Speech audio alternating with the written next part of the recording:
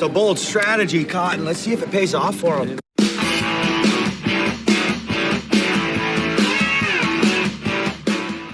Yeah, bold strategy, Cotton. Let's see if it pays off for him. It's not going to pay off for him. It's awful. It's a cringe fest. It looks like it was filmed with a flip phone. Welcome back to Opinions Vary, and I want to pick that apart a little bit. We'll go back to that. We're going to see President Trump's speech, a few clips of that, and how the Democrats reacted to that speech. We'll see Al Green, the caveman with the cane, yelling at President Trump and getting thrown out of the chamber, and then we'll see him getting censured today. There's a lot to go through. I'll give you my thoughts about it all. Let's go.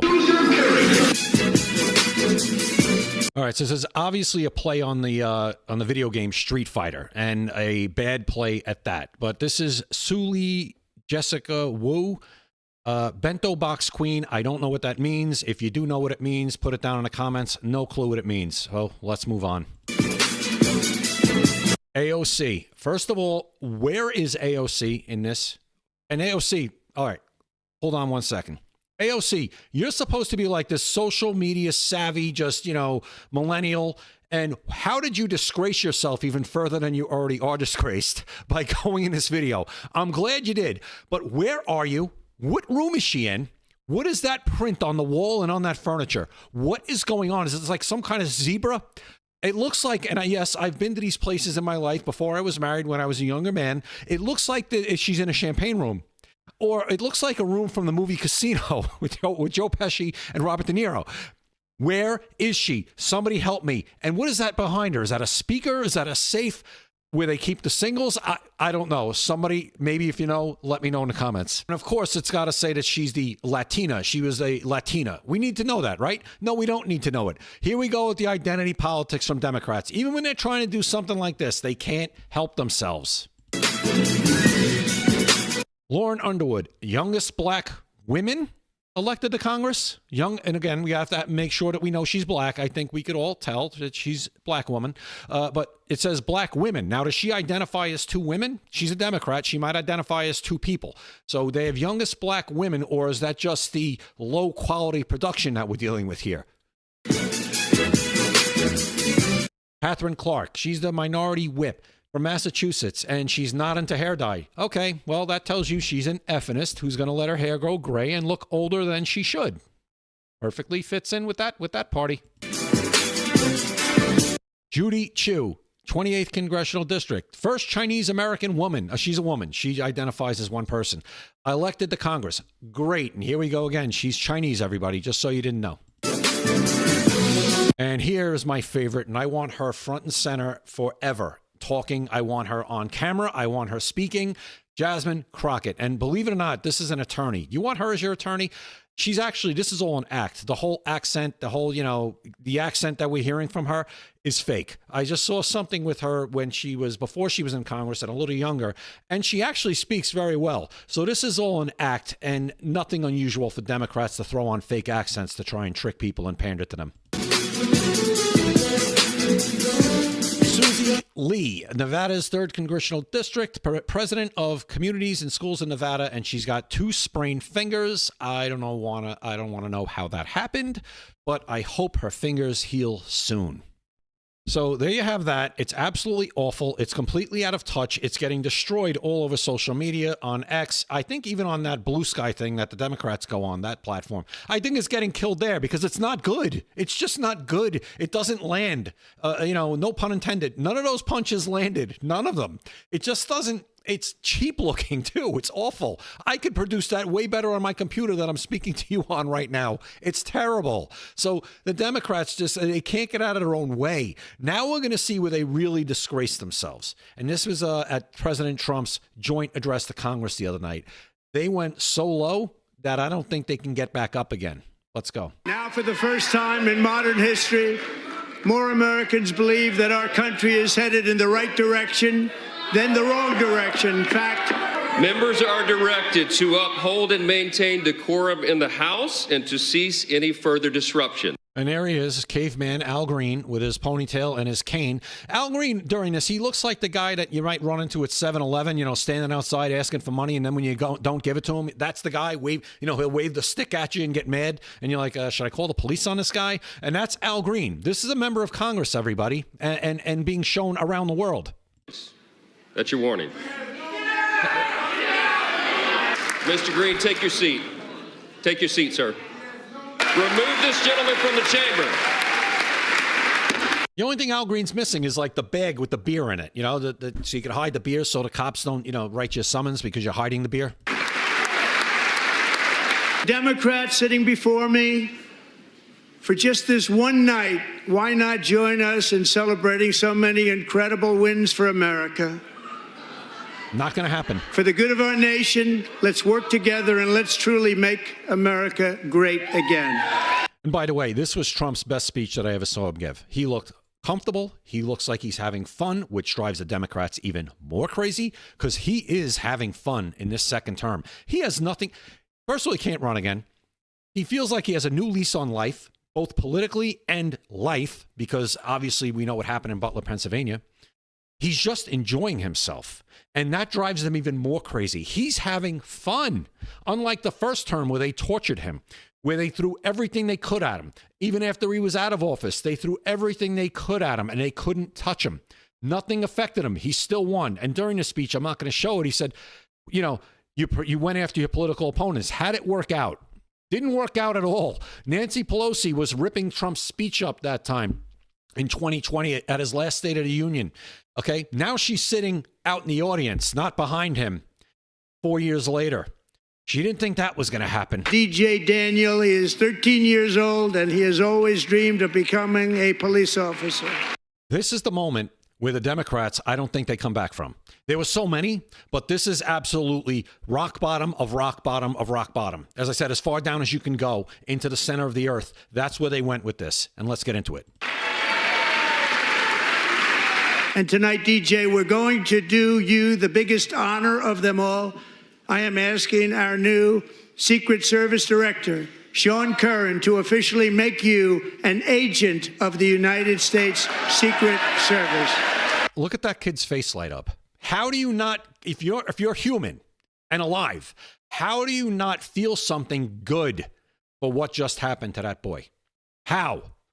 You're basically watching a Make-A-Wish Foundation commercial happen right in front of your face. That's what you're watching. And it gets even better. This kid has had surgery after surgery. He was told he had brain cancer at 5. He's now 13.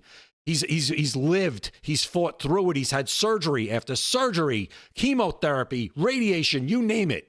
And he wants to be a cop. And he goes to every police department around the country and he gets sworn in as an honorary officer of that department. He actually is one of the department I retired from a couple of years ago. He's an honorary canine officer for that department that I retired from. And to not get up and cheer for him is just reprehensible, and it shows that you're just simply not human. And the Democrats sit on their hands during this, and it gets even better. He made it his quest to try to get sworn in to different police departments all across the country. And in fact, right there, he is wearing the uniform of the Houston Police Department. But now, of course, as... Right there. How do you not stand up and feel good about that? I don't care what your politics are. I don't care what his politics are.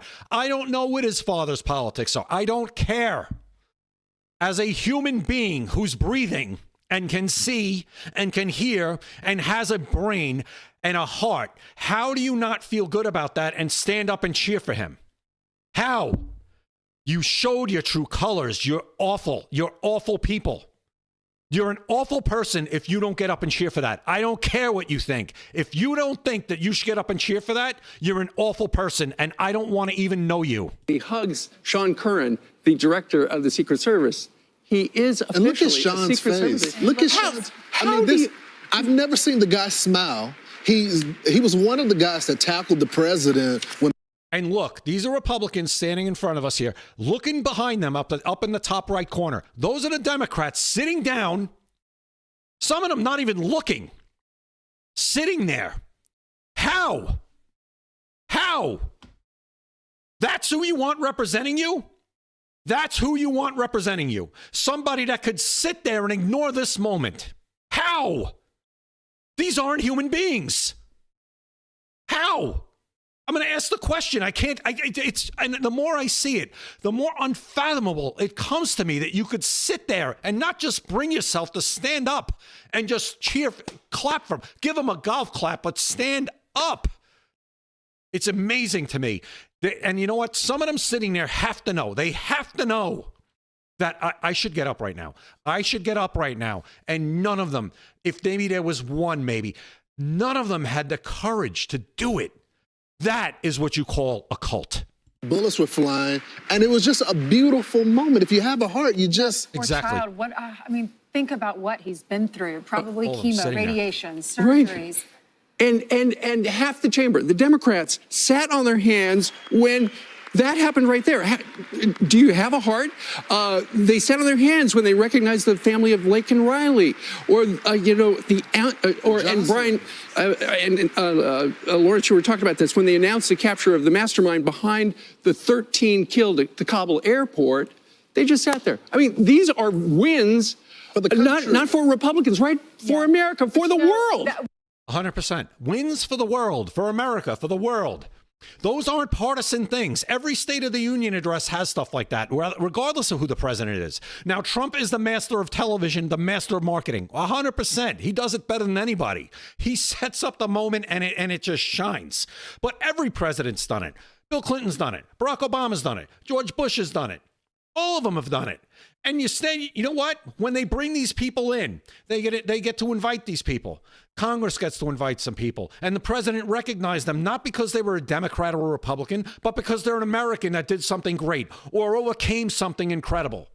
And everybody should be able to stand up and cheer for that. The Democrats at this point are so Trump deranged, they can't bring themselves to stand up and cheer for a little boy who's beating cancer as we speak, and who just got his dream fulfilled by President Trump in front of the world. And they sit there. That is the campaign commercial right there that is going to make them get absolutely smashed in 2026 during the midterms. And rightfully so. I don't want somebody like that representing me. And if those were Republicans doing it, I'd say the exact same thing. I would be ashamed. I would be embarrassed. I'd be humiliated. And they deserve all of that.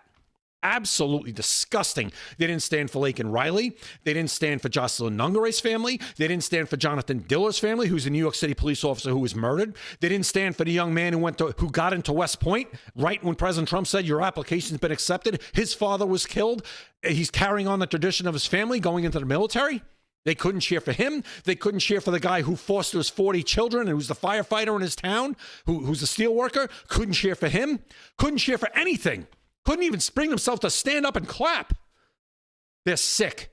There is something wrong. There is something wrong with them, and it's called TDS, and they haven't accepted that they have it yet. The first step towards recovery is acceptance. They're not even close. So now let's get into Al Green getting censured today. And once again, the Democrats are even going to find a way to embarrass themselves during this. The resolution is adopted. Without objection, a motion to reconsider is laid on the table. So he's just been censured. The vote even... The House will come to order. The House will come to order. 10 Democrats actually went along with this vote, 5 of which were swing districts, which I can understand, but 5 who were pretty safe districts for Democrats also voted with Republicans to censure Al Green. And you know what? Good for them, but you should have stood up the other day, too. Shh. Will Representative Green present himself to the well?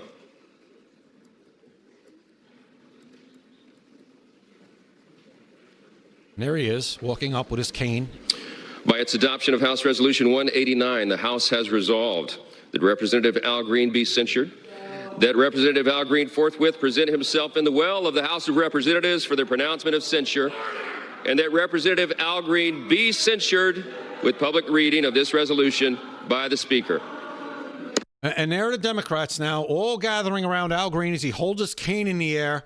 Why? And they're singing "We Shall Overcome" because Al Green got a slap on the wrist for what he did the other night. Meanwhile, in my opinion, he should be expelled. But Al Green, gets a slap on the wrist, and the Democrats going to gather around him singing "We Shall Overcome." Would you stop it already? You know what? And I'm gonna stop it right here because this just goes on and on. They keep singing the song. I'll play it for a minute. It's embarrassing.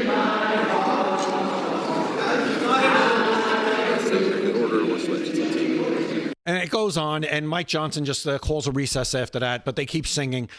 The Democrats aren't a political party at this point. They're a bunch of protesters. That's what they are. The Democrat Party is just a bunch of protesters, a bunch of agitators. That's all they are now. Donald Trump they are so Trump deranged, that's what they become. They're not a party that has any new ideas. They're not a party that even has any desire to work with Donald Trump on anything. Tip O'Neill worked with Ronald Reagan. Bill Clinton and Newt Gingrich worked together to try to move things forward to help the country. The Democrats are not interested in helping the country. They are interested in getting power back. They are, a bunch of protesters at this point. They might as well just take everything out to the streets themselves. Forget about calling Antifa. Forget about calling BLM. Just all go out there yourselves. Don't even show up into the halls of Congress and just march around the streets banging drums and singing. That's it. Just do that permanently, because that's all you are at this point. You have nothing to bring to the table. You have no leadership. You have no message. You have no idea other than let's keep spending money and taking everybody's money who goes to work and distributing it to everybody else who doesn't. That's called socialism. That's what they are. They are socialists and they're communists. I'll say it. That's what they are. And a bunch of protesters, angry and hateful. They are hateful at this point. It's really awful. This isn't the Democrat Party of 25 years ago. Not even close. Not even close. I've said it a million times on this channel. Bill Clinton of the early 90s, when he was running, would not be, if he came in talking like that, he's a center-right Republican at this point. That's what he is. He wouldn't even be allowed to caucus with Democrats. They wouldn't even let him in the building. That's how far left they've been taken. And I don't see anybody, maybe somebody comes out of nowhere. It's happened before. But right now, there is nobody with the strength or the charisma or just the political savvy to pull them back to the center a little bit to where they might have a chance. Right now, they have no chance. I predict in 2026, if this continues on this path, they are going to get absolutely destroyed in 2026 in the midterms. And then you can forget 2028. Because if they get destroyed in the midterms, Donald Trump's going to have 2 more years to ramp through conservative agenda ideas.